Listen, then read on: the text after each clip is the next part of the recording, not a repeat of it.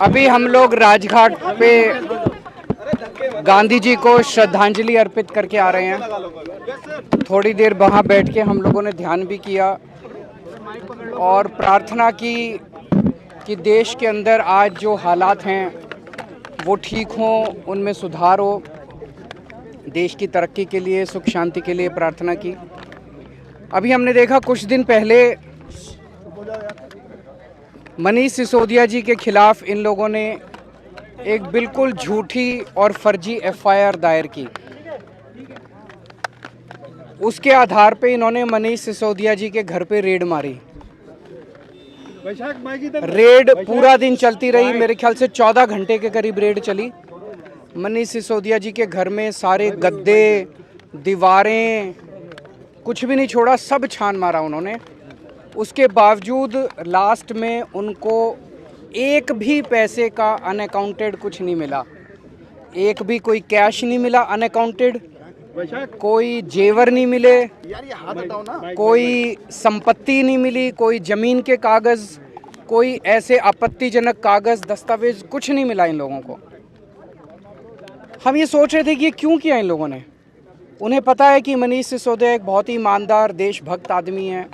मनीष सिसोदिया जी ने देश के बच्चों के लिए, उनका भविष्य बनाने के लिए बहुत शानदार काम किया। फिर हम सोच रहे थे क्यों किया।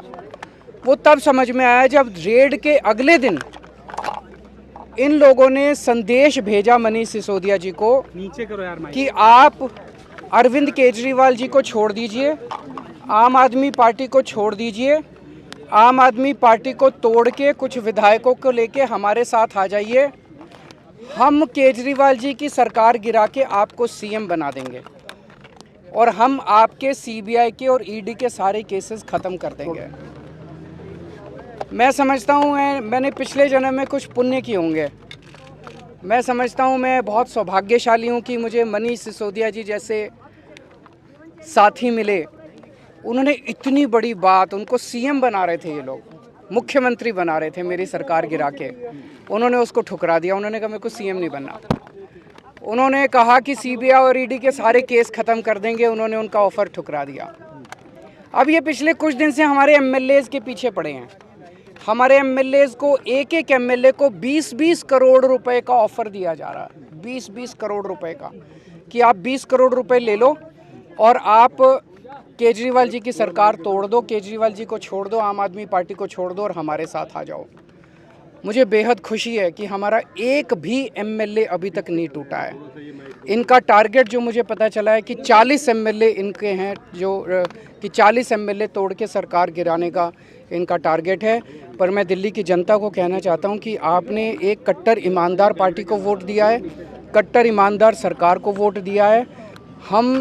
मैं, मेरे एमएलए, मेरे मंत्री, हम कट जाएंगे, देश के साथ दगा नहीं करेंगे, जनता के साथ हम दगा नहीं करेंगे।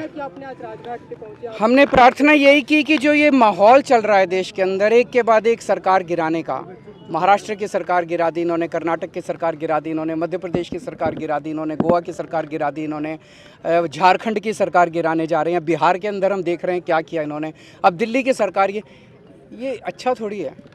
ये हमसे लड़ रहे हैं। हमसे क्यों लड़ रहे हैं? सारा देश मिलके आगे बढ़ेगा तभी तो हम तरक्की करेंगे। भारद्वाज ने कहा 12 विधायकों से बीजेपी ने संपर्क किया। कौन वो है, नाम बता पाएंगे? नाम कल बताए थे 4 लोग, तो आपके साथ बाकी भी बता देंगे, आपको चिंता नहीं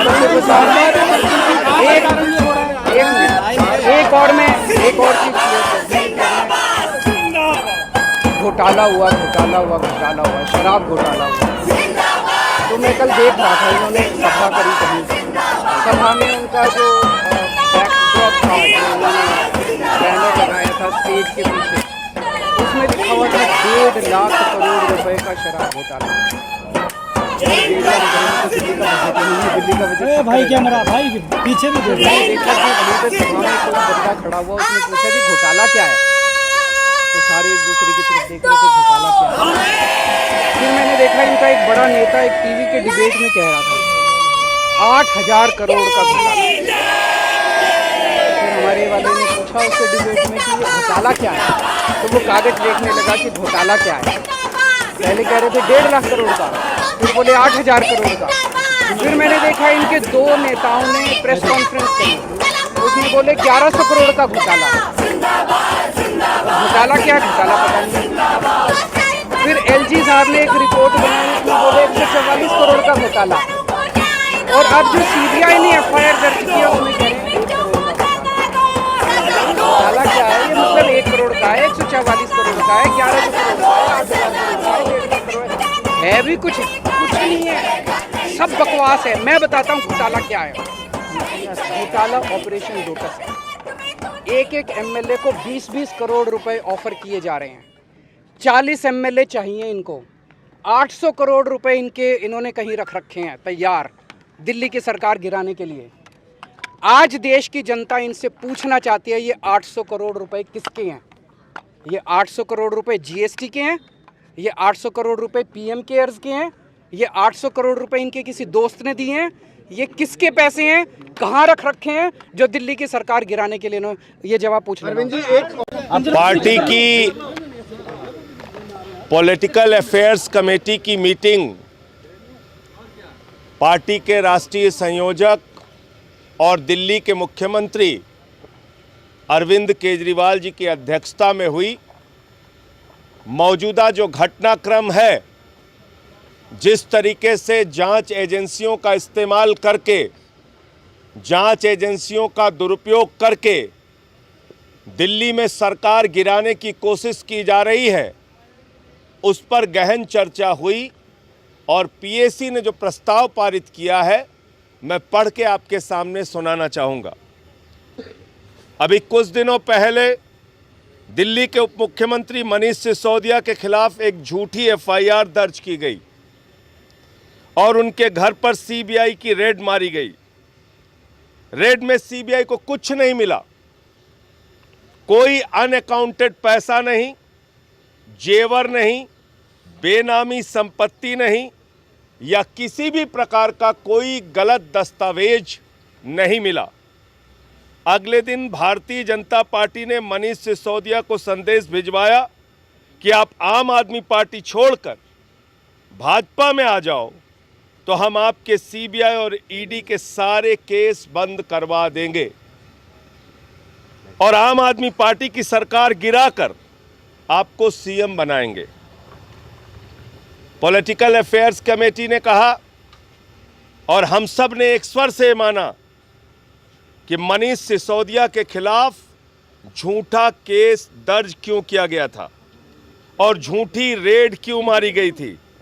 मनीष सिसोदिया ने बीजेपी का ऑफर ठुकरा दिया। अब भाजपा ने आम आदमी पार्टी के विधायकों से संपर्क करना शुरू किया है। कुछ विधायकों ने बताया है कि बीजेपी के वरिष्ठ नेताओं ने संपर्क कर उनको धमकी दी है कि आम आदमी पार्टी छोड़कर बीजेपी में आ जाओ, नहीं तो मनीष सिसोदिया की तरह तुम्हारे ऊपर भी रेड मारेंगे, गिरफ्तार करेंगे, बीजेपी में आते हो तो 20 करोड़ रुपए दिए जाएंगे। इससे यह साबित होता है कि बीजेपी असंवैधानिक और भ्रष्ट तरीके से दिल्ली की सरकार गिराने पर आतुर है। हम दिल्ली की जनता को भरोसा दिलाना चाहते हैं कि सरकार स्थिर है और कोई एमएलए नहीं टूटेगा। हमें दुख है कि भाजपा गुंडागर्दी करके भ्रष्ट तरीके से एक के बाद एक सरकारें गिरा रही है। इसकी हम कड़े शब्दों में निंदा करते हैं।